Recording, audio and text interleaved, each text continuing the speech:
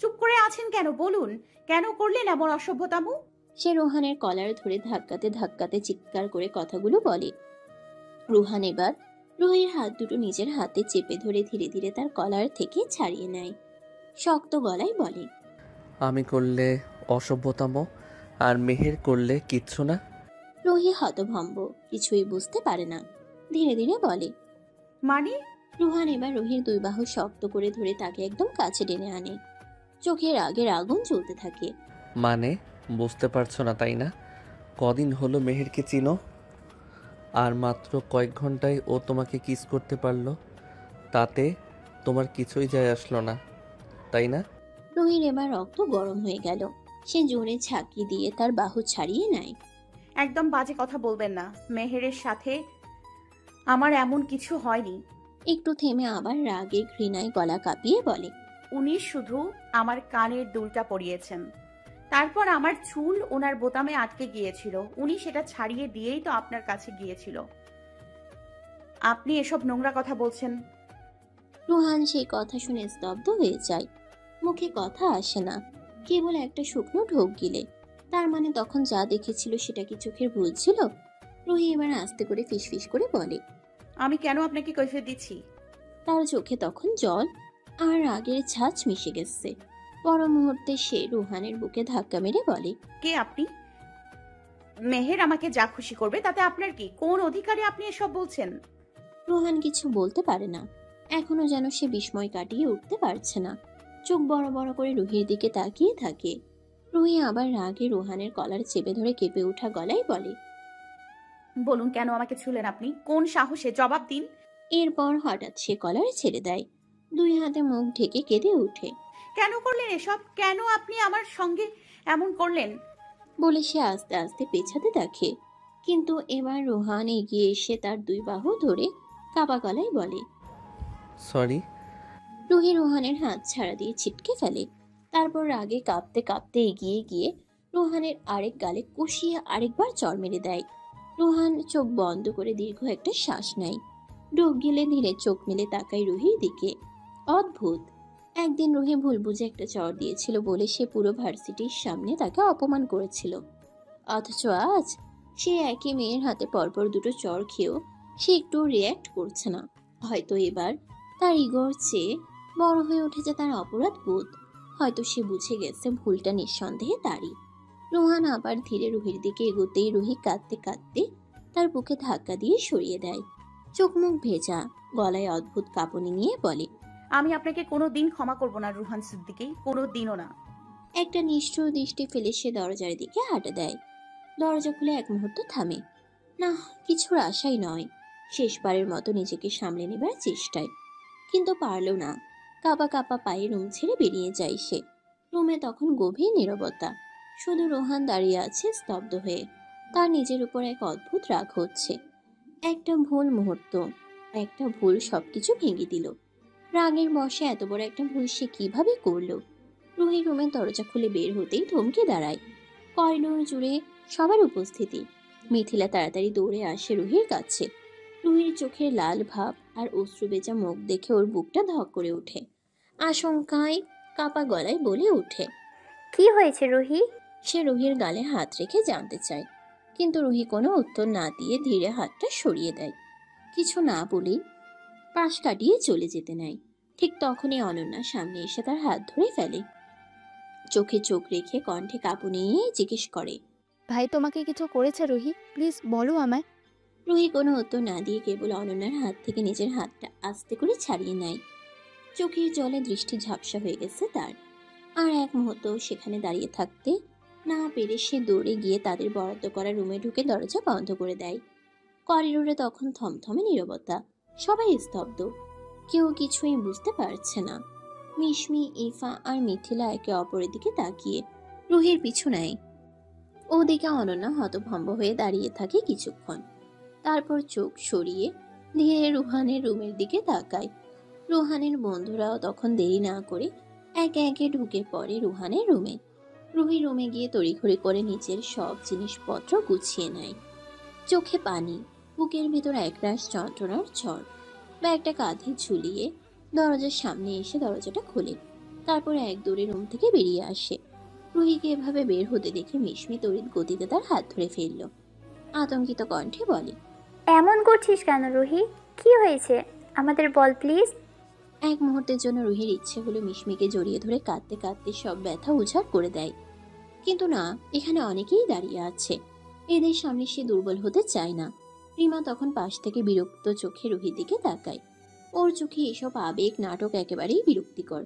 সে চোখ ঘুরিয়ে নেয় অবহেলায়। মিথিলা, ইফা তাদেরও আকুল অনুরোধ। রুহি, কথা বল না প্লিজ, কোথায় যাচ্ছিস? কিন্তু রুহি কোনো কথা না বলে সবার হাত ছাড়িয়ে নেয়। বুকের ভেতর জমে থাকা কান্নাটা নিয়ে এক দৌড়ে সবার সামনে দিয়ে বেরিয়ে যায়। তার এক ফোঁটা চোখের পানে কারো নজর এড়ায় না, তবুও কেউ তাকে থামাতে পারে না। নিচে তখন রুহানের পরিবারের বড়রা, মিথিলাদের পরিবারের সদস্যরাও উপস্থিত ছিলেন। সবাই বিস্ময়ে তাকিয়ে রইল চোখের সামনে। একটা কাঁদতে থাকা মেয়ে দৌড়ে বাইরে চলে গেল, অথচ কেউ একটাও শব্দ করতে পারল না। ওদিকে রিমা তখন ঠান্ডা মাথায় নিজের ফোনটা বের করে দ্রুত কাউকে একটা মেসেজ টাইপ করে পাঠিয়ে দিল। চোখে একটা রহস্যময় ঝিলিক। রুহানের রুমে ঢুকে অনন্যা উদ্বিগ্ন কণ্ঠে জিজ্ঞেস করলো, রুহির সাথে কি করেছিস ভাই? রুহান ধীরে ধীরে সবার দিকে তাকালো। তার চোখে ক্লান্তি, অনুশোচনা আর চাপা রাগের ছায়া। কোনো কথা না বলে কয়েক সেকেন্ড চোখ বন্ধ করে দাঁড়িয়ে রইল, যেন নিজেকে সামলে নিতে চাইছে। তারপর ধীর কিন্তু ভারী গলায় বলল, আমার কিছুই ভালো লাগছে না আপু, আমি ফ্ল্যাটে যাচ্ছি।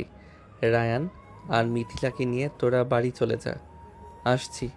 এইটুকু বলেই আর কারো কোনো প্রশ্নের জবাব না দিয়ে সে সোজা ঘর থেকে বেরিয়ে গেল। কেউ কিছু বলার আগেই সে দরজা পেরিয়ে অদৃশ্য হয়ে যায়।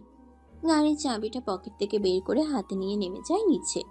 তার বাইকটা যেহেতু বাসায়, তাই আজ গাড়ি নিয়ে এসে বেরিয়ে পড়ে চেনা শহরের অচেনা এক নিঃসঙ্গ পথে, নিজের ফ্ল্যাটের উদ্দেশ্যে, যেন ভেতরের যন্ত্রণাগুলো থেকে পালানোর চেষ্টা করছে। রুহি কাঁদতে কাঁদতে রাস্তায় হাঁটছে। চোখের পানি ঝাপসা করে দিয়েছে চারপাশে সবকিছু। মাথার ভেতর ঘুরপাক খাচ্ছে অসংখ্য প্রশ্ন। রুহান কেন এমন করলো? কাল রাতেই তো সে কত যত্ন করেছিল। তার চোখের কষ্ট দেখে রেগে গিয়েছিল জিনিয়ার উপর, এমনকি জিনিয়াকে কষ্ট দিয়ে তার হয়ে প্রতিশোধ নিয়েছিল। তাহলে আজ এই কাজটা কেন করলো? শুধু সে রুহানকে ঝাল খাইয়েছে বলে রেগে গিয়েছিল, নাকি মেহেরের সঙ্গে দেখেছিল বলে? হ্যাঁ, সে দুইটা নিয়ে রুহিকে কথা শোনালো। রুহান কি তাহলে তাকে আর মেহেরকে দেখে ভুল বুঝলো? কিন্তু এতে রুহানের কি যায় আসে? সেই বা কেন ভুল বুঝবে? রুহির চোখ আবার ছলছল করে ওঠে। চোখ বন্ধ করলেই রুহানের সেই অপ্রত্যাশিত ছোঁয়া স্মৃতি ভেসে ওঠে। রাগ, ঘৃণা, অপমান, আর তার মাঝে এক অদ্ভুত অনুভূতি। কষ্টের ভিতরেও যেন কিছু একটা ছিল, একটা না বলা অনন্য কারণ। জীবনে প্রথম কোনো পুরুষ তাকে এতটা কাছ থেকে ছুঁয়েছে, এতটা তীব্রভাবে, এতটা স্পষ্টভাবে। সে বারবার নিজেকে বুঝাতে চাইছে এটা ভুল, এটা অন্যায়, তবুও কেন যেন সেই মুহূর্তটা তাকে ভিতর থেকে নাড়া দিয়ে যাচ্ছে। আশেপাশে সেভাবে কোনো গাড়ি দেখা নেই। একা রাস্তার মাঝে সে কখনো হাঁটছে, আবার কখনো দাঁড়িয়ে কোনো যানবাহনের অপেক্ষা করছে। মনটা অস্থির, চোখের পানি এখনো শুকোয়নি। ঠিক তখনই হঠাৎ দূর থেকে একটা কালো রঙের গাড়ি ছুটে আসতে থাকে তার দিকে। রুহি অবচেতনে চোখের সামনে হাত তুলল, কারণ গাড়ির হেডলাইটের তীব্র আলো তাকে অন্ধের মতো করে তুলেছে। হাতটা চোখের সামনে থেকে নামিয়ে সে কিছু বোঝার আগেই হঠাৎ কয়েকজন লোক গাড়ির ভেতর থেকে নেমে দাঁড়ায়। চোখের পলকে তারা তার চোখে স্প্রে মারে। রুহির মাথা চক্কর দিতে থাকে, পা দুটো ভারী হয়ে আসে, চারপাশের দৃশ্য ঝাপসা হয়ে যায় এবং অবশেষে অবচেতন হয়ে পড়ে যায় সে। লোকগুলো কোনো শব্দ না করে চটজলদি তাকে তুলে গাড়ির ভেতরে ঢুকিয়ে ফেলে। এরপর মুখে একটা লাল কাপড় বেঁধে দেয় যাতে সে জ্ঞান ফেরার পরও চিৎকার করতে না পারে। হাত দুটো শক্ত করে বেঁধে ফেলে। গাড়িটা তখনই অন্ধকার রাস্তা ধরে শহরের বাইরে চলে যায়, নিশ্চিত এক অজানা গন্তব্যের দিকে। গাড়ির ভেতরে থাকা একজন লোক ফোন বের করে দ্রুত একটা নাম্বারে ডায়াল করে। কাজ হয়ে গেছে, আমরা এখন ওকে বিল্ডিং এর দিকে নিয়ে যাচ্ছি আপনার নির্দেশনা অনুযায়ী। গলায় তীব্র কর্তব্য পরায়ণতা। ওপাশ থেকে ঠান্ডা এক কণ্ঠস্বর ভেসে আসে। যত দ্রুত সম্ভব মেয়েটাকে ওই লোকটার হাতে তুলে দাও, শহরে থাকলে ঝামেলা হতে পারে। লোকটি মাথা ঝাঁকিয়ে সম্মতি জানায়। ঠিক আছে। কল কেটে দিয়ে সে পাশে থাকা লোকটাকে চোখের ইশারায় নির্দেশ দেয়। গাড়িটা তখন ধীরে ধীরে একটা পুরনো নির্জন বিল্ডিং এর সামনে এসে থামে। চারদিকে নিস্তব্ধতা, শহর থেকে বেশ দূরে জায়গাটা। এই রাত, এই নীরবতা রুহির জন্য যেন এক অজানা দুঃস্বপ্নের দরজা খুলে দিল। রুহান তার ফ্ল্যাটে ফিরেই প্রথমে দরজা বন্ধ করে দেয়।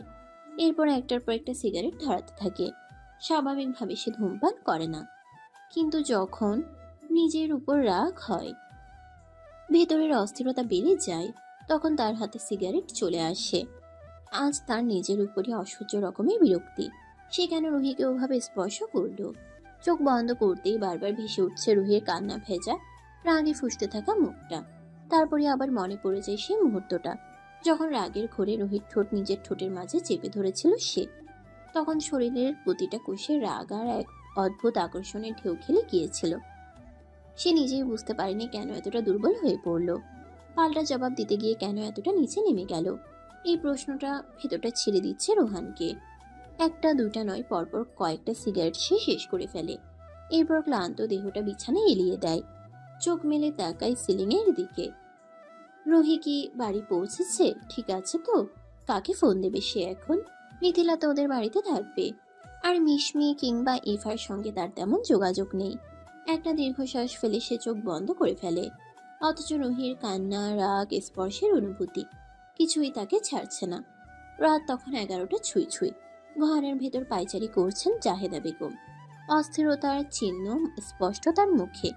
বারবার রুহির মোবাইল নম্বরে কল করছেন। রিং হয় ঠিকই, কিন্তু রিসিভ করে না কেউ। তিনি এবার ঠিক করলেন মিথিলার ফোনে কল দেবেন, কিন্তু মিথিলার ফোন বন্ধ। বিয়ের ঝামেলায় সে ফোন চার্জ দিতেই ভুলে গিয়েছিল। জাহেদা বেগম হতাশ হয়ে বসে পড়েন। বুকের ভেতরটা কেমন যেন ধকধক করছে। কিছু একটা যেন ঠিক নেই। রুহির কোনো বান্ধবীর ফোন নম্বরও তার ফোনে নেই, তাই কারোর সঙ্গে যোগাযোগ করতেও পারছেন না। এই সময় ছোট মেয়ে জুহি দৌড়ে আসে, হাতে ধরে একখানা ডায়েরি। আম্মু দেখো, এখানে মিশমি আপুদের নাম্বার আছে। ডায়েরিটি খুলে চোখ বুলিয়ে দেখেন জাহেদা বেগম। রুহি প্রতিটি কাছের মানুষদের নাম্বার যত্ন করে লিখে রেখেছে। তিনি দ্রুত মিশমির নাম্বারটি তুলে ফোন করেন। ওদিকে মিশমি কিছুক্ষণ আগেই বাসে ফিরেছে, ফ্রেশ হয়ে শুয়ে পড়েছে, কিন্তু রুহির চিন্তা কিছুতেই ছাড়ছে না তাকে। এই সময় তার বড় আপু লামিয়া এসে বলে, তোর একটা ফোন এসেছে, বলল রুহির মা। মিশমি নিজস্ব ফোন নেই। মাঝে মধ্যে লামিয়ার ফোন দিয়ে রুহিদের সঙ্গে কথা হয়। রুহির মা কল দিয়েছে জানার সঙ্গে সঙ্গে মিশমি তড়িঘড়ি করে ফোনটা কানে তোলে। ও পাশ থেকে জাহেদা বেগমের উৎকণ্ঠিত কণ্ঠস্বর ভেসে আসে, তোমরা কি সবাই বাড়ি চলে গেছো মা? জি আন্টি, আমরা সবাই চলে এসেছি, কিন্তু রুহি তো এখনো বাড়ি ফেরেনি মা। তোমরা একসাথে বের হওনি? মিশমির বুকের ভেতর ছ্যাদ করে ওঠে। না আন্টি, রুহি তো প্রায় 8টার দিকে আমাদের কিছু না বলেই ব্যাগ নিয়ে বেরিয়ে যায়, এখনো ফিরেনি। ওপাশের কণ্ঠ ভেঙে কেঁদে ওঠে জাহেদা বেগম। কি বলছো তুমি? তাহলে আমার মেয়েটা এখন কোথায়? এত রাত হয়ে গেল। মিশমির মুখের রং এক লহমায় ফ্যাকাশে হয়ে যায়। রুহি কোথায়? সে কি ঠিক আছে, না কোনো বিপদে পড়ল? প্রশ্নগুলো যেন ছুরি হয়ে বিচ্ছে মিশমির মনে। এখন কি করবে সে? এদিকে আর কোনো উপায় না দেখে জাহেদা বেগম শেষ পর্যন্ত থানার পথ ধরেন। বুকের মধ্যে শুধু একটাই আশঙ্কা, মেয়েটার কিছু হলো না তো? থানায় গিয়ে কর্তব্যরত অফিসারকে সব খুলে বলেন তিনি, কিন্তু অফিসার থমথমে মুখে জানান, ম্যাডাম 24 ঘন্টা না হলে মিসিং ডায়েরি নেওয়া যায় না। 24 ঘন্টা পর আমরা তদন্তে নামতে পারি। আশা ভাঙ্গার শব্দ যেন কানের মধ্যে বাজে জাহেদা বেগমের। নিরাশ হয়ে ফিরে আসেন তিনি। অভিভাবকদের অসহায়তা আর বুক ফাটা শঙ্কা নিয়ে ভাবেন, এই 24 ঘন্টার মধ্যেই যদি তার মেয়ের কিছু হয়ে যায়। মিথিলার শ্বশুরবাড়ির কারো নাম্বারও যে তার কাছে নেই। রাস্তায় কোথায় যাবে এখন? এত রাতে মেয়েকে কোথায় খুঁজবে, কার কাছে যাবে? বাড়িতে ফিরে দরজায় হেলান দিয়ে বসে পড়েন জাহেদা বেগম। আর পারেন না চোখের পানির বাঁধ আটকে রাখতে, ফুপিয়ে কেঁদে ওঠেন। পাশে দাঁড়িয়ে থাকা জুহিও তখন মাকে জড়িয়ে ধরে হু হু করে কাঁদতে থাকে। সারা ঘরটায় তখন শুধু নিস্তব্ধতা আর কান্নার শব্দ। এদিকে মিথিলা বসে আছে রায়ানের রুমে। আজ তাদের নতুন জীবনের প্রথম রাত, বাসর রাত। চারপাশ সাজানো, বাতিগুলো নরম আলো ছড়াচ্ছে, কিন্তু মিথিলার মন পড়ে আছে রুহিকে নিয়ে।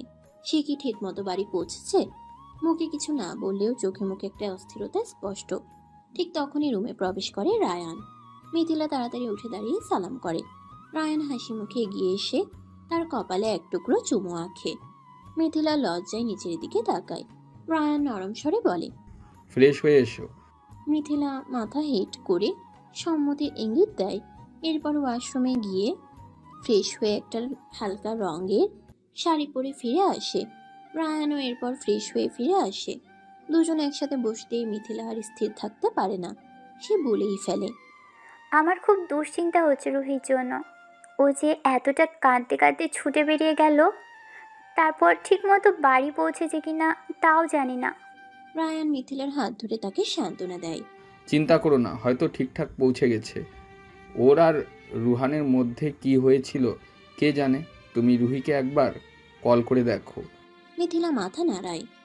কিন্তু আমার ফোনটা তো চার্জেই দিইনি, এখন বন্ধ হয়ে আছে। রায়ান কিছু না বলে মিথিলার ফোনটা ব্যাগ থেকে বের করে নিয়ে আসে, চার্জারে লাগিয়ে দেয়। ফোনটা অন হতেই মিথিলার চোখ আটকে যায়। রুহির মায়ের নাম্বার থেকে একের পর এক মিসড কল এসেছে। তার মুখে আতঙ্কের ছায়া নেমে আসে। মিথিলা মোবাইল চার্জে রেখে তড়িঘড়ি করে রুহির মায়ের নাম্বারে কল দেয়। ও পাশে রিং হতেই জাহেদা বেগমের বুকের ভেতরের হঠাৎ একটুখানি আশা জাগে। হাত কাঁপতে কাঁপতে ফোনটা তুলে দেখেন মিথিলার নাম ভেসে উঠছে। তিনি সঙ্গে সঙ্গে রিসিভ করে কান্না ভেজা গলায় বলে ওঠেন, মিথিলা, আমার মেয়েটা কোথায় জানো তুমি? ও যে এখনো বাড়ি ফিরেনি। এই কথা শুনে মিথিলার মুখে আতঙ্ক ছড়িয়ে পড়ে। ফোনটা তখনও লাউড স্পিকারে। রায়ানও সব শুনতে পাচ্ছে। তার মুখেও দুশ্চিন্তার ছাপ। মিথিলা কাপা গলায় বলে, আপনি কল করে দেখেছেন আন্টি? হ্যাঁ মা, অনেকবার করেছি, কিন্তু রিং হতে হতে কেটে যায়, তুলছেই না। আমি থানাতেও গিয়েছিলাম, ওরা বলে 24 ঘন্টার আগে কিছুই করতে পারবে না। কিন্তু যদি আমার মেয়েটার কিছু হয়ে যায় মা। বলে হাওমাও করে কেঁদে ফেলেন জাহেদা বেগম। মিথিলার চোখও টলমল করে ওঠে। গলায় কান্না চেপে সে বলে, চিন্তা করবেন না আন্টি, রুহির কিছু হবে না, আমি কিছু একটা করছি এখনই। বলেই দ্রুত ফোনটা কেটে দেয়। সে কান্না ভেজা চোখে রায়ানের দিকে তাকায়। রায়ান তার চোখের পানি মুছে দিয়ে নরম গলায় বলে, রিল্যাক্স, আমি দেখছি। রুহানকে আর জনিদের ফোন করছি, ওরা খুঁজবে, প্রয়োজনে আমিও যাব। মিথিলা একটু শান্ত হয়। রায়ান সঙ্গে সঙ্গে রুহানের ফোনে কল করে, কিন্তু ফোন বন্ধ। রায়ানের মনে পড়ে সম্ভবত রুহান এখন তার ফ্ল্যাটেই থাকবে। সে দেরি না করে জনিকে ফোন করে পুরো বিষয়টা জানায়। তুই এখনই রুহানের ফ্ল্যাটে যা, যদি ও থাকে তাহলে সব জানাস, খুব সিরিয়াস ব্যাপারটা। জনি কথা না বাড়িয়ে বলল, ঠিক আছে ভাই, আমি যাচ্ছি। কল কেটে দিয়ে জনি রুহানের ফ্ল্যাটের দিকে ছুটে যায়। তেজপাতার কিছু হলো না তো আবার? যতই সে রুহিকে রাগাক না কেন, সে রুহিকে বোনের চোখেই দেখে। রাত তখন গভীর। রুহানের চোখের পাতায় ক্লান্তিরা ঝেঁকে বসেছে। বিছানায় শুয়ে শুয়ে কখন যে ঘুমিয়ে পড়েছিল নিজেও জানে না। হঠাৎ দরজায় একের পর এক ধাক্কা আসতে থাকে। দরজা ধাক্কানোর শব্দে তার ঘুম ভেঙে যায়। বিরক্ত মুখে উঠে দরজার দিকে হাঁটতে থাকে সে। দরজা খুলতেই দেখে জনি বাইকের হেলমেট হাতে হাঁপাতে হাঁপাতে দাঁড়িয়ে আছে। কপালে ঘাম, চোখে আতঙ্ক। জনি বলে, তেজপাতা, তেজপাতা এখনো বাড়ি ফিরেনি রাহান? মুহূর্তেই রোহানের শরীরটায় একটা ঝাঁকুনি লাগে।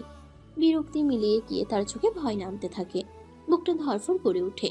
সে যেন কিছুক্ষণ নিঃশ্বাস নিতে ভুলে যায়। জনি আবার বলে, তাড়াতাড়ি চল, খুঁজতে হবে। ওর আম্মু নাকি পুলিশে জানিয়েছে, কিন্তু তারা বলছে 24 ঘন্টার আগে কিছু করতে পারবে না। রোহান একটা ঢোক গিলে এরপর কোনো কথা না বলে দ্রুত নিজের চাবি নিয়ে বেরিয়ে পড়ে। জনি বাইকে, রোহান গাড়িতে করে কমিউনিটি সেন্টারের দিকে রওনা হয়। অনেকক্ষণ খুঁজেও কিছুই মেলে না। রোহানের গলা শুকিয়ে আসে। মাথার মধ্যে শুধু একটাই চিন্তা ঘুরপাক খাচ্ছে, রুহি কোথায়? সামান্য একটা বিষয় নিয়ে তো ও ভুলভাল কোনো ডিসিশন নিবে না, সেটা রোহান জানে। হঠাৎ জনির বাইক থেমে যায়। সে হাত তুলে কিছু দেখায়। দেখ, ওখানে কিছু পড়ে আছে। রোহান তৎক্ষণাৎ গাড়ি থামিয়ে ছুটে আসে। তারা দুজন মিলে কাছে গিয়ে দেখে কালো রঙের একটা ব্যাগ। জনি ব্যাগটা তুলে রোহানের হাতে দেয়। রোহান ধীরে ধীরে চেন খুলে দেখে ভিতরে রুহির কাপড়, তার ফোন, আর পাশেই পড়ে আছে রুহির কানের দুল আর মাথার টিকলিটা। একটা কাঁপুনি ছড়িয়ে পড়ে রোহানের শরীরে। চোখ লাল হয়ে ওঠে। সে কিছুক্ষণ নিশ্চুপ দাঁড়িয়ে থাকে, ব্যাগটা শক্ত করে ধরে। জনি অসহায়ের মতো বলে, রুহিকে কেউ কিডন্যাপ করেছে ভাই, ডু সামথিং, এখানে দাঁড়িয়ে থাকলে হবে না। রোহান ঠোঁট কামড়ে কিছু একটা ভাবে, তারপর আস্তে করে বলে, তুই ব্যাগটা নিয়ে পুলিশ স্টেশনে যা, খোঁজ নেওয়ার জন্য বলিস। তারপর সরাসরি রুহিদের বাসায় যা, ওর মা আর জুহিকে চিন্তা করতে মানা করিস। আমি আসছি। জনি কিছু বলতে যাচ্ছিল, কিন্তু রুহান ততক্ষণে গাড়ির দিকে ছুটে গেছে। গাড়ির দরজা বন্ধ করে সে গাড়ি স্টার্ট দেয়। জনি বহুবার ডাকে, রোহান দাঁড়া, কোথায় যাচ্ছিস? কিন্তু রুহান আর পিছন ফিরে তাকায় না। তার চোখে এখন শুধু একটাই ছবি, রুহির মুখ। জনি তখন চুপচাপ পুলিশ স্টেশনের দিকে রওনা দেয়। রুহান দ্রুত গতিতে গাড়ি চালিয়ে সোজা জিনিয়ার বাসার সামনে এসে দাঁড়ায়। গাড়ি থামিয়ে বাইরে না নেমেই মোবাইল বের করে জিনিয়াকে ফোন দেয়। জিনিয়া ফোন স্ক্রিনে রুহানের নাম দেখে হকচকিয়ে যায়। কপালে ঘাম জমে ওঠে। সে কয়েক সেকেন্ড ফোনের দিকে তাকিয়ে থাকে, কিন্তু কল ধরে না। ফোন রিং হতে হতে কেটে যায়। রুহান আবার কল দেয়। জিনিয়া এবারও ধরে না। রাগে ফেটে পড়া রুহান এবার তাকে একটা মেসেজ পাঠায়। 5 মিনিটের মধ্যে তোদের বাসার নিচে আয়, নয়তো আমি এখানেই চিৎকার করব। মেসেজটা দেখে জিনিয়ার বুক কাঁপতে থাকে। সে বুঝে যায় রুহান এখন নিচে, ঠিক তার বাসার সামনে। না গেলেও বিপদ, গেলেও সমস্যা, এমন এক পরিস্থিতি। নিজেকে সামলে নিয়ে আয়নার সামনে দাঁড়ায়। মুখে একটা আমি কিছুই জানি না ভাবেনি নিচে নেমে আসে। সোজা রোহানের গাড়ির সামনে দাঁড়ায়। রোহানও মুহূর্তেই দরজা খুলে নেমে আসে। চোখে আগুন, মুখ শক্ত।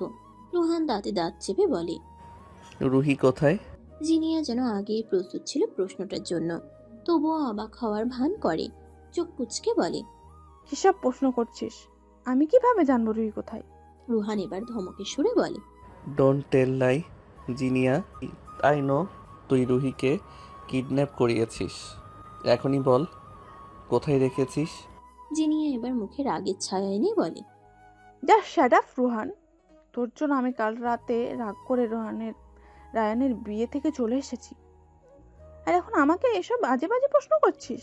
আমি কি জানি রুহি কোথায় থাকবে? জিনিয়ার কথার উত্তরে রুহান কিছু বলে না, শুধু গভীর চোখে তাকিয়ে আবার তীক্ষ্ণ গলায় প্রশ্ন করে, রুহি কোথায়?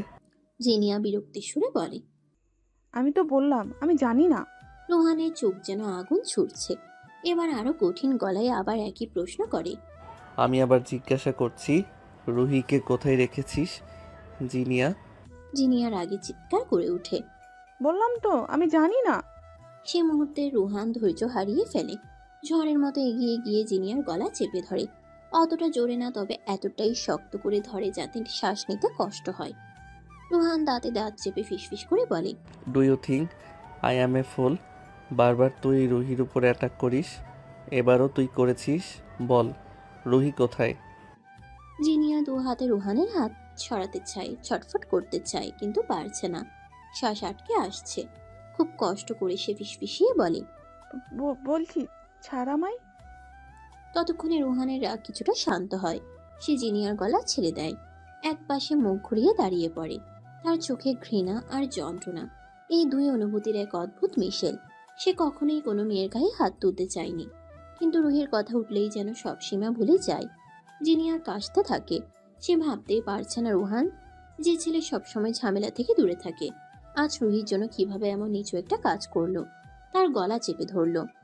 রুহান আবারও শক্ত কণ্ঠে বলল, বল রুহি কোথায়, and this is your last warning. হাঁপাতে হাঁপাতে জিনিয়া বলতে পারল, জঙ্গলে পুরনো বিল্ডিং এ। রুহান হাত মুষ্টিবদ্ধ করে চোখ বুঝে নিজেকে শান্ত করার চেষ্টা করলো। তারপর চোয়াল শক্ত করে বলল, কাজটা তুই খুব খারাপ করেছিস জিনিয়া। আগে তো ওয়ার্ন করেছিলাম রুহির থেকে দূরে থাকতে। তোকে এতটুকুতে ছেড়ে দিচ্ছি জাস্ট ফ্রেন্ড বলে, কিন্তু রুহির গায়ে যদি একটা আঁচড় লাগে তোকে আমি ছাড়বো না। বলেই রোহান গাড়ি স্টার্ট দিল এবং দ্রুত ওই জায়গার দিকে রওনা দিল। জিনিয়া ভয়ে ঢক গেলে। তার পরিকল্পনা ছিল রুহিকে কিডন্যাপ করে একজন বিদেশি লোকের হাতে তুলে দেওয়া। সেই লোকটি রাত 12টার মধ্যে এসে রুহিকে নিয়ে বিদেশে চলে যাওয়ার কথা ছিল, কিন্তু এখন সব পরিকল্পনা ব্যর্থ হওয়ার উপক্রম। দ্রুত সে তার ভাড়া করা লোকগুলোকে ফোন দিল, কিন্তু ফোন ধরল না। বারবার কল দিলেও কেউ ফোন ধরল না। রেগে গিয়ে জিনিয়া কণ্ঠে চবর্গীয় শব্দ উচ্চারণ করলো। রোহান জনিকে কল করার জন্য ফোন বের করলো, কিন্তু দেখলো ফোনে চার্জ নেই, পুরোপুরি বন্ধ হয়ে গেছে। জনিকে না জানালেও তো পুলিশকেও তো ডেকে আনতে পারবে না। অন্যদিকে জনির কাছে ফোন না করেই সরাসরি যাওয়ার চেষ্টা করলে সময় নষ্ট হবে, আর ততক্ষণে যদি রুহির কিছু ঘটে যায়। ভেতরে অস্থিরতা বাড়তে থাকলো। চিন্তা আর ভয় মিশিয়ে তাকে যেন দম বন্ধ হয়ে আসে। শহর থেকে অনেক দূরে ওই জায়গাটা, যেতে তো অনেক সময় লাগবে। তবুও আর দেরি করতে পারে না, দ্রুত সেই জায়গার দিকে রওনা দিল। মনে মনে ভাবতে লাগলো রুহি ঠিক আছে তো, ওর কিছু হবে না তো। ঘোর ঘোর লাগা এক অচেনা অন্ধকার থেকে ধীরে ধীরে জ্ঞান ফিরল রুহির। মাথাটা ভার হয়ে আছে, যেন কেউ পাথর চেপে রেখেছে। চোখ খুলতেই ঝাপসা আলো, চারপাশে একটা ঘোলাটে গন্ধ, ধুলো, ঘাম, সস্তা পারফিউম মেশানো গন্ধ নাকে লাগলো। সে চোখ কুচকে তাকালো। হঠাৎ কানে আসে কর্কশ এক পুরুষ কণ্ঠ। জ্ঞান ফিরছে তাহলে? লোকগুলো ঘরের এক কোণে বসে বসে বিভিন্ন নেশার দ্রব্য পান করছিল আর টেবিল টেনিস খেলছিল। রুহির দিকে গা গুলিয়ে আসলো। সে এবার পুরোপুরি উঠে বসে। এরপর ঠান্ডা গলায় বলে, আমাকে এখানে কেন নিয়ে এসেছেন? লোকগুলো হু হু করে হেসে দিল। তাদের হাসির ধ্বনিতে রুহির বুকের মধ্যে মোচড় দিয়ে উঠল। একটা লোক বলে, তোমাকে একজন বিদেশি লোকের হাতে তুলে দিতে এনেছি, বুঝলে মামুনি? সে তোমাকে খুব বেশি আদর করবে। বলেই আবার হেসে উঠল সবাই। রুহির কান দিয়ে যেন ধোঁয়া বের হচ্ছে। সে দাঁতে দাঁত চেপে বলল, একদম নোংরা কথা বলবেন না, আমাকে যেতে দিন, না হলে খুব খারাপ হবে। একজন লোক হেসে বলে, ওরে আমরা তো ভয় পেয়েছি। শোনো মেয়ে, এখানে কেউ আছে না, তুই মরে গেলেও কেউ খুঁজে পাবে না। রুহি কিছুতেই বুঝে উঠতে পারছিল না। এ অচেনা জায়গা, অচেনা মানুষগুলো কেন তাকে এখানে এনে রেখেছে। ওরা কার কথা বলছে, কাদের কাছে তুলে দেবে? মাথায় হাজারো প্রশ্ন ঘুরছে, কিন্তু সে নিজেকে জোর করে শান্ত রাখে। এখন তাড়াহুড়ো করে কিছু করলেই বিপদ বাড়বে। সে জানে এখানে সে একা, এমনকি কোথায় আছে সেটাও অজানা।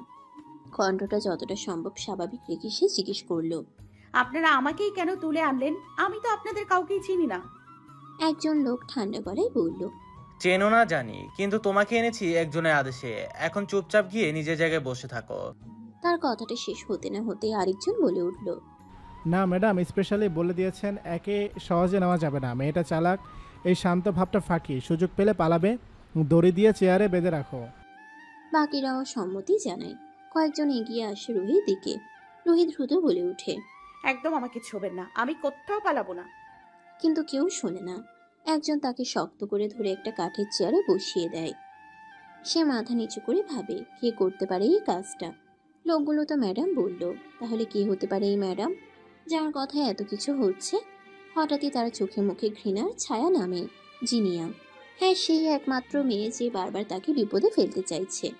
তাহলে কি জিনিয়া এসব করাচ্ছে? রুহি চোখ পাকিয়ে একবার একবার করে লোকগুলোর চেহারার দিকে তাকায়। তারা বেখেয়ালি নয়, তবে অতটা সতর্কও না।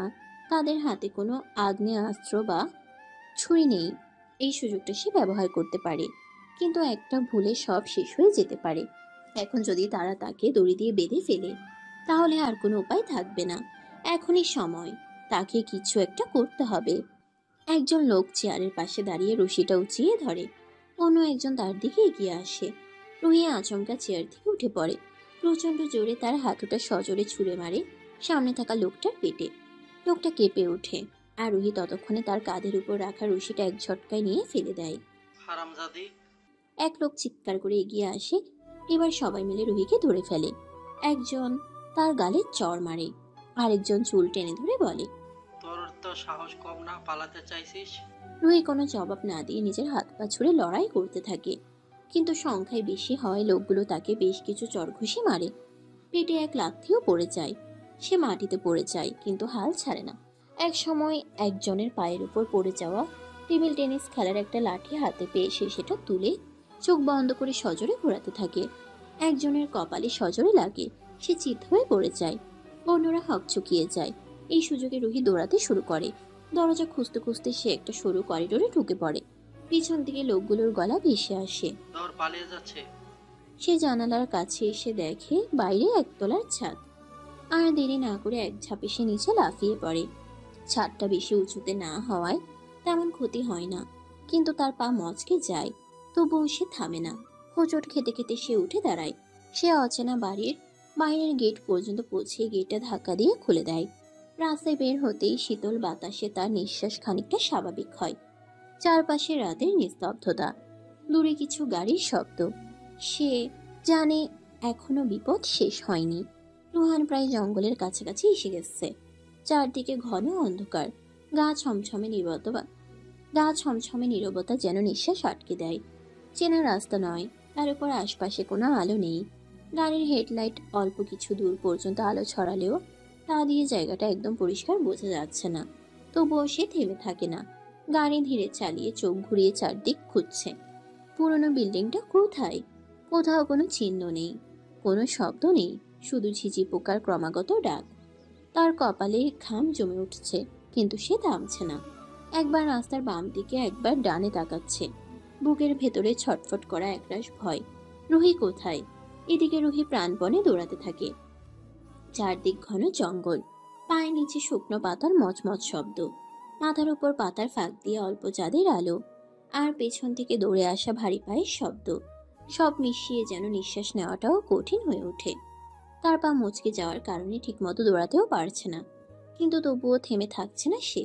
পেছন থেকে এক লোকের মোবাইল বেজে ওঠে। সে দৌড়াতে দৌড়াতেই কল রিসিভ করে। ও পাশ থেকে জিনিয়ার কঠিন কণ্ঠ ভেসে আসে। লোকটা কি এসে গেছে মেয়েটাকে নিতে? লোকটা থমকে দাঁড়ায়, থামছে সে। আতঙ্ক যেন গলায় আটকে যায়। ম্যাম, লোকটা আসতে দেরি হবে বলেছে, আর মেয়েটা পালিয়েছে। হোয়াট? জিনিয়ার কণ্ঠ চিৎকারে ফেটে পড়ে। পালিয়েছে মানে? তোমরা এতজন মানুষ থাকতে একটা মেয়ে পালিয়ে গেল কিভাবে? ম্যাম, জ্ঞান ফেরার পর ওকে চেয়ারে বেঁধে রাখার জন্য নিয়েছিলাম, কিন্তু এখানে একটা লাঠি পড়েছিল। মেয়েটা সেটা দিয়ে আমাদের পেটাতে পেটাতে পালিয়ে গেছে। আমরা ধরার চেষ্টা করছি, একবার ধরতে পারলেই। নো। জিনিয়ার কণ্ঠ এবার আরো শীতল ও হুঁশিয়ারিতে ভরা। এখন ওকে ধরার চেষ্টা করো না, একজন খুঁজছে ওকে। আর যদি এখন তোমরা পিছু নাও তাহলে সব তোমাদের উপর এসে পড়বে। ম্যাম, বাকিরা তো মেয়েটার কাছাকাছি পৌঁছে গেছে, এখন আমি কিভাবে ওদের থামাবো?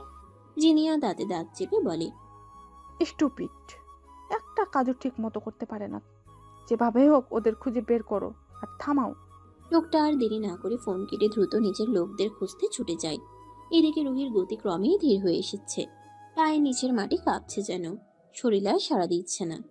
একটানা দৌড়ানোর পর সে এখন জঙ্গলের শেষ প্রান্তে একটা কাঁচা রাস্তার কাছাকাছি পৌঁছে গেছে। কিন্তু দুর্ভাগ্য, ঠিক সেই মুহূর্তেই লোকগুলো তার খুব কাছাকাছি চলে আসে। একজন লম্বা চওড়া লোক সামনে এসে তার চুল মুঠোয় ধরে টেনে ধরে। লোকটার কণ্ঠে জঘন্য তৃপ্তি। কি ভেবেছিলি আমাদের থেকে পালাতে পারবি? ভুল করেছিস রে, বড় ভুল। বলেই সে সজোরে রুহির গালে এক চড় বসায়। রুহি ছিটকে গিয়ে রাস্তায় পড়ে যায়, ঠোঁট কেটে রক্ত গড়িয়ে পড়ে। শরীর কেঁপে ওঠে, আর মুহূর্তেই সবকিছু অন্ধকার হয়ে যায়। সে জ্ঞান হারায়, কিন্তু সেই ছিটকে যাওয়া রুহির শরীর গিয়ে পড়ে ঠিক রোহানের পায়ের সামনে। রোহান রাস্তা দিয়ে আসছিল। হঠাৎই গর্জন, ধ্বংসের মতো গলা আর নারী কণ্ঠের কষ্টমাখা আর্তনাদ শুনে সে গাড়ি থেকে নেমে এদিকে এগিয়ে এসেছিল। চোখের সামনে যা দেখলো তা দেখে আর নিজেকে ধরে রাখতে পারল না। How dare you! তার চোখের পাতা কাঁপে না, মুখ থমথমে। মুহূর্তেই সে তেড়ে যায় সেই লোকটার দিকে যে রুহিকে চড় মেরেছিল। এক ঘুষিতেই লোকটা মাটিতে পড়ে যায়। বাকি লোকগুলো চমকে উঠে। চারপাশ থেকে ঘিরে ধরে তারা রুহানকে। শুরু হয় অসম লড়াই। রুহান একের পর এক ঘুষি লাথি ছুঁড়ে মারছে। তার কপাল ফেটে গেছে, ঠোঁটে রক্ত, কিন্তু সে থামছে না। বুক ধরফর করছে, নিঃশ্বাস ভারী, কিন্তু চোখ দুটোয় আগুন। সে জানে এখানে যদি সে হেরে যায় তাহলে রুহিকে হারাবে। সেই চিন্তাতেই সে নিজেকে ভাঙতে দিচ্ছে না। এমন সময় ওই লোকটা আসে যাকে জিনিয়া ফোন করেছিল। সেই ওদের সতর্ক করে দেয়। সবাই থেমে যা, ম্যাম ফোন করেছে, নির্দেশ এসেছে, মেয়েটাকে ছেড়ে দিতে হবে এখনই। একজন কাঁপতে কাঁপতে বলে, কিন্তু আমরা তো ধরে ফেলেছি মেয়েটাকে। লোকটা চোখ রাঙিয়ে ওঠে। জানিস না ম্যামের কথার অবাধ্য হলে কি হবে? মেয়েটার কিছু হলে আমরাও কেউ বাঁচবো না। এখন যা বলছি তাই কর, পালা এখান থেকে। তারপর যেন ঘোর কাটে সবার। তারা একে একে রুহানকে ঘিরে ধরা হাতগুলো সরিয়ে নেয়। আর কোনো কথা না বলে দৌড়ায় পালাতে শুরু করে। কে কার আগে সরে পড়বে সেই প্রতিযোগিতা। রুহান হাঁপাতে হাঁপাতে সামনে এগিয়ে আসে। তার শরীর রক্তাক্ত, শরীরের প্রতিটি পেশিতে যন্ত্রণা। তবুও এখন সে নিজের ব্যথা অনুভব করছে না। তার চোখে একটাই মুখ, রুহি। সে ছুটে এসে রুহির সামনে মাটিতে বসে পড়ে। কাপা হাতে রুহির মুখটা তুলে নেয় নিজের হাতের তালুতে। রুহি, ওঠো, চোখ খুলো। তার কণ্ঠে ফেটে যাচ্ছে আতঙ্কে। কিন্তু রুহির দেহ নিথর। তার চোখ দুটো বন্ধ, মুখের একপাশে রক্ত জমাট বেঁধে গেছে। গালে আঙ্গুলের ছাপ এখনো স্পষ্ট, ঠোঁট ছিঁড়ে রক্ত গড়িয়ে পড়ছে। রুহানের বুকের ভেতর থেকে যেন হাহাকার বেরিয়ে আসে। এমন নিষ্পাপ মুখ, এতটা কষ্টে আছে, এই দৃশ্য সহ্য করার মতো নয়। রুহানের ঠোঁট কাঁপে, গলার ফিসফিসে ভয় আর রাগ মিলিয়ে উচ্চারণ হয়, আমি তোকে ছাড়বো না জিনিয়া। সে আর এক মুহূর্ত দেরি না করে রুহিকে আলতো করে কোলে তুলে নেয়। গাড়ির দরজা খুলে ধীরে ধীরে ড্রাইভিং সিটের পাশে বসিয়ে দেয় রুহির নিস্তেজ দেহটা। সিট বেল্ট লাগিয়ে সে একবার তার মুখের দিকে তাকায়। সেই চেনা মুখটা যেন আজ অপরিচিত লাগছে। আঘাতে, রক্তে, ক্লান্তিতে ছিন্ন ভিন্ন হয়ে আছে। রুহান ঘুরে গিয়ে নিজের জায়গায় বসে, দ্রুত হাত বাড়িয়ে গ্লাভ বক্স থেকে ফার্স্ট এড কিট বের করে। সযত্নে রুহির কাটা জায়গাগুলো পরিষ্কার করে, ঔষধ লাগায়। তারপর একটা নিঃশ্বাস ফেলে তার মাথাটা নিজের কাঁধে টেনে নেয়। তারপর গাড়ি স্টার্ট করে। রুহান জ্বলে ওঠা চোখে কেবল একটাই প্রতিজ্ঞা নিয়ে সামনে তাকিয়ে থাকে, রুহির এই কষ্টের হিসেব সে কড়াই গন্ডায় মেটাবে। নিশুতি রাত, দরজায় ঠক ঠক শব্দ হতেই ছুটে গিয়ে খুলে দেন রুহির মা। বুক ভরা আশা নিয়ে ভেবেছিলেন বুঝি রুহি ফিরল, কিন্তু দরজার ওপাশে দাঁড়িয়ে থাকা জনিকে দেখে মুহূর্তেই সেই আশার আলো নিভে যায়। তবে চেনা মুখ, আগেও এক দুবার দেখেছেন ছেলেটিকে। জনি ভদ্রভাবে বলে, আমাকে নিশ্চয়ই চিনেছেন আন্টি, আমি রোহানের বন্ধু জনি। আসলে রুহির ব্যাগটা নিয়ে এলাম। রুহির মা তৎক্ষণাৎ ব্যাগটা দেখে চমকে ওঠেন। ব্যাগ? এটা তো ওর ব্যাগ, আমার মেয়ে কোথায়?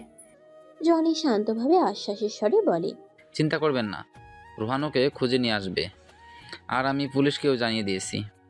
রুহির মা হতাশ কণ্ঠে বলেন, কিন্তু পুলিশ তো বলেছে 24 ঘন্টা না গেলে কিছুই করতে পারবে না। জনি হালকা হাসির ছলে বলে, মানুষ শক্তের ভক্ত, নরমের জম আন্টি, আপনি চিন্তা করবেন না, রোহান ওকে নিয়ে আসবে। ও কিছু একটা ক্লু পেয়েই বলেছে তো বেরিয়েছে। রুহির মা কাঁদতে কাঁদতে বলেন, আমার মেয়েটা কেমন আছে, কোথায় আছে, কি খেয়েছে কিছুই জানি না। জনি আর কথা না বাড়িয়ে তাকে ধীরে ধীরে বোঝাতে থাকে, জানে এই রাত তার ঘুমহীনই কাটবে। রুহির মা ভিতরে আসতে বলেন। জনিও চুপচাপ ঢুকে পড়ে ঘরের খাটে বসে পড়ে। মায়ের মন যেন একটু ঠান্ডা হয়। এক ফাঁকে রায়ানকে ফোন করে সব জানিয়ে দেয়। মৃতিলার অবস্থাও কাঁদতে কাঁদতে নাজেহাল হয়ে গেছে। চারপাশে উদ্বেগ আর অপেক্ষার ভারী নীরবতা। একটা মেয়ের জন্য কতগুলো মন অস্থির হয়ে আছে। কিছু দূর এগোতেই হঠাৎ রুহানের গাড়ি ঝাঁকুনির পর থেমে যায়। বিরক্ত হয়ে সে গাড়ি থেকে নেমে ইঞ্জিন চেক করে, সবগুলো নষ্ট হয়ে গেছে।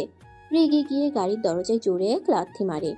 রুহিকে হাসপাতালে নেওয়া দরকার, কিন্তু জায়গাটা এমন নির্জন যে আশেপাশে কোনো বাড়িই তো নেই।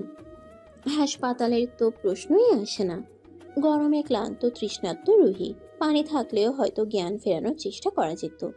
হতাশ চোখে চারপাশে তাকিয়ে রুহান দূরে হালকা লাইটের ঝিলিক দেখে একটু স্বস্তি পায়। সম্ভবত গ্রামের কোনো বাড়ি। সে দ্রুত রুহিকে কোলে তুলে নেয়। রুহির শরীরটা নিস্তেজ, মুখ ফুলে এসছে, কপালে ও গালে কালশিটে। কিছুক্ষণ অবাক দৃষ্টিতে তার মুখের দিকে তাকিয়ে থাকে রুহান।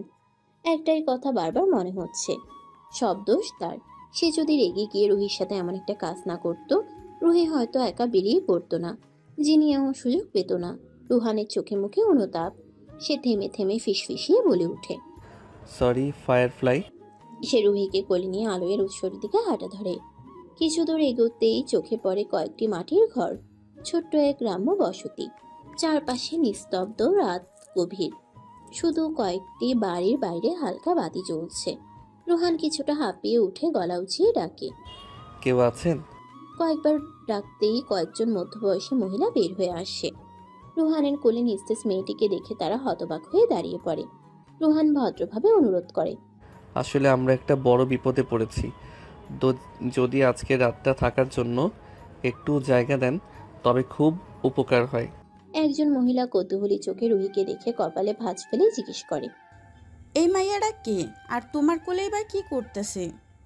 রুহান বুঝে যায় সত্যি বললে বিপদ। যদি বলে যে রুহি তার কেউ না, তাহলে মিথিলা আর রায়ানের মতো কাজীটিকে বিয়েই দিয়ে দেবে। তাই সে একটুও না চিন্তা করে মিথ্যে বলে, আমরা স্বামী স্ত্রী, আসলে ঘুরতে বেরিয়ে কিছু লোকের হামলার শিকার হই। ও ভয় পেয়ে জ্ঞান হারিয়েছে। ফেরার সময় গাড়িও খারাপ হয়ে যায়। এখন কোথাও যাওয়ার উপায় নেই, যদি একটু থাকার জায়গা দিতেন খুব উপকার হতো। মহিলাগুলো তীক্ষ্ণ দৃষ্টিতে রুহানের দিকে তাকায়। সন্দেহ যেন চোখে মুখে ছাপিয়ে উঠেছে। রুহান বুঝতে পারে কথায় যতই মিষ্টি মেশানো হোক, এদের বিশ্বাস পাওয়া সহজ না, তবে শান্ত গলায় সব বোঝানোর চেষ্টা করে। শেষে একজন মহিলা এগিয়ে এসে বলে, ঠিক আছে, আজকে রাতটা থাকবার দিছি, কিন্তু তোমার বউরে তো একটুও বিয়াইন মাইয়া লাগতেছে না। হাতে চুড়ি নাই, নাকে নাকফুল নাই। রুহান খানিকটা অপ্রস্তুত হলেও চোরা গলায় বলে, আসলে এখনকার মেয়েরা এসব পড়ে না, আমরা শহরের মানুষ তো তাই। মহিলারা পরস্পরের দিকে তাকিয়ে গলায় সন্দেহ রাখলেও কিছু বলে না। সম্ভবত রুহির অসুস্থ চেহারা দেখেই দয়া হলো। একজন মহিলা অবশেষে রুহান ও রুহিকে একটি ছোট কাঁচা মাটির ঘরে নিয়ে যায়, বলে, এই ঘরেই থাকো, আমাগো আবার মেলা ঘর নাই। রুহান মাথা নেড়ে বলে, একটু পানি পেলে ভালো হতো, ওর জ্ঞান ফেরাতাম। কিছুক্ষণের মধ্যেই মহিলা পানি দিয়ে চুপচাপ চলে যায়। রুমটা ছোট, এক পাশে কাঠের খাট, আর এক পাশে ছোট জানালা। ঘরে লো মিডিয়ামের হলদিতে একটা বাল্ব জ্বলছে, যেটার আলো ঘরের চারপাশে ছড়িয়েছে। রুহান ধীরে ধীরে রুহিকে খাটে শুয়ে দেয়, তারপর গ্লাস থেকে পানি নিয়ে তার চোখে মুখে ছিটিয়ে দেয়। কাপা কাপা হাতে রুহির গালে স্পর্শ করে নরম গলায় ডাকে, রুহি, চোখ খোলো। কিছুক্ষণ পর রুহির দেহটা হালকা নড়ে ওঠে, চোখের পাতাগুলো কেঁপে কেঁপে ধীরে খুলে যায়, যেন অনেক গভীর ঘুম থেকে জেগে উঠছে সে। রুহান গভীর একটা নিঃশ্বাস ছেড়ে হাফ ছেড়ে বাঁচে। এতক্ষণ ধরে বুকের মধ্যে জমে থাকা ভারটা যেন একটু হালকা হয়। রুহি ধোঁয়াশা চোখে আশেপাশে তাকিয়ে বোঝার চেষ্টা করে সে কোথায় আছে। চারপাশ অচেনা। তারপর সামনে চোখ পড়ে রুহানের মুখে। কিছুক্ষণ তাকিয়ে থাকে, ভেজা চোখ, কপালে চিন্তার ছাপ, মুখে চাপা কষ্ট। রুহান নিচু গলায় প্রশ্ন করে, আর ইউ ওকে রুহি? তার কণ্ঠে স্পষ্ট উদ্বেগ আর অপরাধ বোধ। রুহির গলাটা এখনো ব্যথা করছে, হাত পা মাথা সব জায়গায় অসহ্য ব্যথা। ছাদ থেকে লাফ দেওয়ার পর তার পাটা মুচকে গেছিল, তাই এখন ব্যথায় মুখটা কুঁচকে ওঠে। সে কষ্ট করে ধীরে উঠে বসার চেষ্টা করে, কিন্তু শরীর ভরসা দেয় না। হঠাৎই দুলে পড়ে যেতে নিলে রুহান তড়িঘড়ি করে তাকে ধরে ফেলে। রুহানের স্পর্শ পড়তেই রুহি যেন রাগে জ্বলে ওঠে, কঠিন কণ্ঠে গর্জে উঠে বলে, ছোবেন না আমায়। রুহানের চোখে একটু কষ্ট ভেসে ওঠে। সে বুঝে যায় রুহির অভিমান রাগ এখনো কমেনি, তবু সে চুপচাপ থাকে, কিছু না বলে, কোনো প্রতিবাদ না করে। রুহিকে ধীরে ধীরে ধরে বসিয়ে দেয় খাটে। রুহি তাকে ঠেলে সরানোর চেষ্টা করে, কিন্তু ক্লান্ত শরীরের জোরটা আর আগের মতো নেই। রুহান এবার গ্লাসটা সামনে এগিয়ে দিয়ে নিচু গলায় বলে, পানিটা খেয়ে নাও। রুহির এখন সত্যিই পানি দরকার ছিল। ওদের সাথে ধস্তাধস্তি করে তার গলা শুকিয়ে কাঠ হয়ে আছে, আর লোকগুলো তো তাকে এক ফোঁটা পানিও খেতে দেয়নি। রুহানের এগিয়ে দেওয়া গ্লাসটা সে ধীরে হাতে নেয়, এক চুমুক দিয়ে গলায় নামাতেই একটু আরাম লাগে। তারপর চোখ বন্ধ করে দীর্ঘ নিঃশ্বাস ফেলে। চোখ না খুলেই ঠান্ডা গলায় বলে, এটা কোন জায়গা আর আমি এখানে কিভাবে আসলাম? রুহান জানালার বাইরে তাকিয়ে হালকা গলায় বলে, জানি না ঠিক কোন জায়গা। রুহি এবার চোখ খুলে তার দিকে তাকিয়ে আবার জিজ্ঞেস করে, আমি এখানে এলাম কিভাবে? রুহান এবার রুহির মুখের দিকে তাকিয়ে নিচু স্বরে বলে, লোকগুলোর একজন তোমার গালে চড় মারে, তুমি সঙ্গে সঙ্গে সেন্সলেস হয়ে গিয়েছিলে। আমি তখনই সেখানে গিয়ে তোমায় গাড়িতে তুলে নিয়ে আসি, কিন্তু ফেরার সময় মাঝপথে গাড়িটা খারাপ হয়ে যায়। তখনই আশেপাশে খুঁজে এই জায়গাটা পাই, তাই তোমায় এখানে নিয়ে আসি। রুহি তাকিয়ে দেখে রুহানের গাল কপাল ফুলে আছে, ঠোঁটের কোনায় জমে আছে রক্তের দাগ। বোঝা যায় সে তুমুল মারামারি করেছে রুহিকে বাঁচাতে। কিন্তু রুহির মনে প্রশ্ন, রুহান জানলো কিভাবে সে ওখানে আছে, আর এলোই বা কিভাবে? রুহি এবার গলায় দৃঢ়তা এনে জিজ্ঞাসা করে, আপনি কিভাবে জানলেন আমি এখানে থাকবো? রুহান একবার স্বাভাবিকভাবে রুহির দিকে তাকায়, তারপর চোখ নামিয়ে নিয়ে বলে, শুয়ে পড়ো, আজ রাতে এখানেই থাকতে হবে। রুহি বুঝলো সে প্রশ্নটা এড়িয়ে যাচ্ছে, আবার জোর দিয়ে বলে, আমি প্রশ্ন করছি, উত্তর দিন। আপনি জানলেন কিভাবে? রুহান এবারে শান্ত গলায় বলে, ঘুমিয়ে পড়ো। রুহির ধৈর্য চূড়ান্তে পৌঁছে গেল। সে রেগে রুহানের কলার চেপে ধরে বলে, এখন কিন্তু। রুহান তখন চোখ তুলে অদ্ভুত দৃষ্টিতে তার দিকে চেয়ে ধীর গলায় বলে, কি করবে? আবার চড় মারবে? রুহি ঠোঁট কামড়ে রাগ সামলায়, তারপর রুহানের কলারটা ধাক্কা দিয়ে ছেড়ে দেয়। রুহান ঠোঁটের কোণে এক টুকরো বাঁকা হাসি নিয়ে তার দিকে তাকিয়ে থাকে। রুহি চোখ পাকিয়ে আবার রুহানের দিকে তাকায়, আর তখনই সে হাসিটা স্পষ্ট দেখে। এমন একটা হাসি দেখে রুহির রাগ আরো চড়ে যায়। সে দাঁতে দাঁত চেপে বলে, আপনি আমাকে কিডন্যাপ করিয়েছেন তাই না? এরপর হিরোদের মতো নাটক করে বাঁচিয়ে মহান সাজছেন। রুহান এবারও নির্বিকার, কোনো প্রতিক্রিয়া দেখায় না, বরং ঠান্ডা কণ্ঠে বলে, শুয়ে পড়ো, কাল সকালে এখান থেকে বের হয়ে যেতে হবে। তোমার মা আর বোন তোমার জন্য চিন্তায় আছে। আমার ফোনে চার্জ নেই, তাই তাদের জানাতে পারছি না। রুহির এবার তার মায়ের কথা মনে পড়ল। বুকের ভেতরটা কেমন যেন মোচড় দিয়ে উঠল। নিশ্চয়ই তার মা এখন কেঁদে কেটে অস্থির হয়ে বসে আছে। হয়তো জুহিকেও শান্ত করতে পারছে না। চোখের কোণে পানি জমলেও সে সামলে নেয় নিজেকে। কিন্তু রুহান কেন এখনো তাকে স্পষ্ট করে কিছু বলছে না? কেন প্রশ্নের উত্তর এড়িয়ে যাচ্ছে? সে আবার তীক্ষ্ণ দৃষ্টিতে রুহানের দিকে তাকিয়ে রইল। রুহান এবার হঠাৎ করেই কিছুটা ধমকের সুরে বলে উঠল, ঘুমাতে বললাম তো। রুহি চোখ কুঁচকে রুহানের দিকে তাকায়। এই ধমকে সে একটুও ভয় পেল না, বরং এবার আরো শক্ত গলায় বলে, আপনি কোথায় শোবেন? আমার পাশে ঘুমানোর একদম চেষ্টা করবেন না। রুহান একবার রুহির দিকে তাকায়, এরপর চোখ ঘুরিয়ে পুরো ঘরটা একবার দেখে নিল। ছোট্ট মাটির ঘর, একটা খাট ছাড়া আর কিছুই নেই। মেঝেটাও মাটির, শোয়ার উপযোগী নয়। মহিলাগুলোকে সে আগেই বলেছে তারা স্বামী স্ত্রী, তাই শুধু একটিই রুম দিয়েছে। এখন আর কিছু করারও নেই। সে এবার ঠান্ডা গলায় রুহির দিকে তাকিয়ে বলে, দেখো, আমি ওনাদের বলেছি আমরা হাজব্যান্ড ওয়াইফ। না বললে তারা হয়তো সত্যি সত্যি আমাদের বিয়ে দিয়ে দিত। এখন অন্য ঘরে যাওয়া সম্ভব না। আমি ঘুমাবো না, জাস্ট খাটেই বসে থাকবো। তুমি ঘুমাও। রুহি চোখ বড় করে রুহানের দিকে তাকায়, তারপর চোখ কুচকে মেকি রেগে বলে, হোয়াট? হাজবেন্ড ওয়াইফ বলছেন মানে? রুহান ঠান্ডা ভঙ্গিতে উত্তর দেয়, যদি হাজব্যান্ড ওয়াইফ না বলতাম তাহলে তারা সত্যি আমাদের হাজব্যান্ড ওয়াইফ বানিয়ে দিত। ঠিক যেমন রায়ান মিথিলাকে করেছিল তেমন। মিথ্যা বলাতে অন্তত আজকে রাতটা থাকতে দিয়েছে। রুহি আর কিছু বলে না, যুক্তিটা মেনে নিতে হয়। সে দিনে দিনে বিছানায় শুয়ে পড়ে। এরপর রুহানের দিকে তাকিয়ে কঠিন গলায় বলে, আমার পাশে ঘুমাবেন না বলে রাখলাম। রুহান রুহির কথার কোনো জবাব দিল না। আসলে দেওয়ার দরকারও মনে করল না। ও এমনিতেই পাশে শুতে যাচ্ছিল না, তাই প্রতিক্রিয়া না দেখিয়ে খাটের এক পাশে পা ঝুলিয়ে চুপচাপ বসে রইল।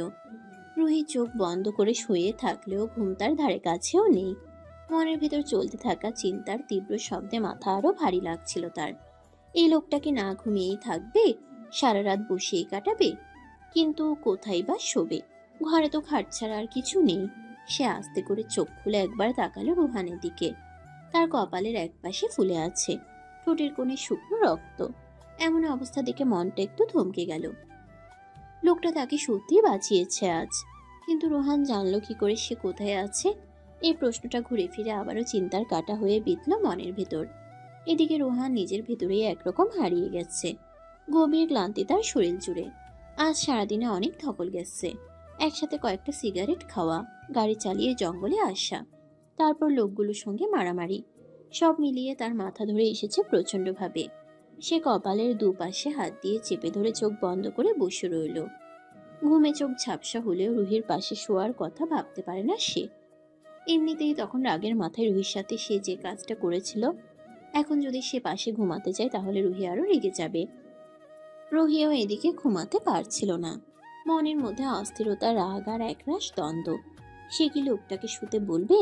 না, কেন বলবে? লোকটা যে কাজটা করেছে তাতে এইটুকু শাস্তি তো প্রাপ্যই। নিজেকে এভাবে বুঝিয়ে চোখ বন্ধ করলো রুহি, কিন্তু তবুও ঘুম এলো না। হঠাৎ মনে হলো পাশের দিকটা ফাঁকা। সে এক পাশ ফিরে তাকালো, খাটে কেউ নেই। রুহি সঙ্গে সঙ্গে উঠে বসলো। খাটের ওপাশে চোখ যেতেই দেখা গেল রোহান মাটিতে শুয়ে আছে। বালিশটা টেনে নিয়ে কোনো মতো একপাশে হয়ে পড়ে আছে সে। ঘরের মাটিটা ছিল শক্ত আর একটু আর্দ্র। রোহানের মুখটায় যন্ত্রণার ছাপ স্পষ্ট। চোখ কুচকে আছে, শরীর ঘুরিয়ে ঘুরিয়ে আরাম খুঁজছে, কিন্তু কোথাও পাচ্ছে না।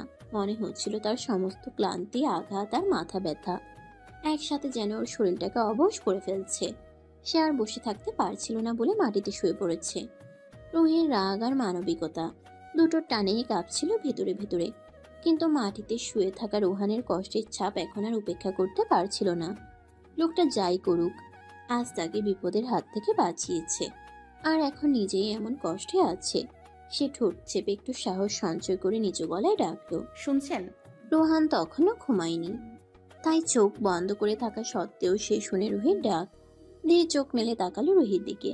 রুহি একটু ইতস্তত করে বলল, আপনি খাটে ঘুমান, আমি মেঝেতেই শুয়ে পড়ছি। রুহান এক দৃষ্টিতে তাকিয়ে থাকলো কিছুক্ষণ, তারপর ক্লান্ত চোখে আমার চোখ বন্ধ করে দিয়ে বলল,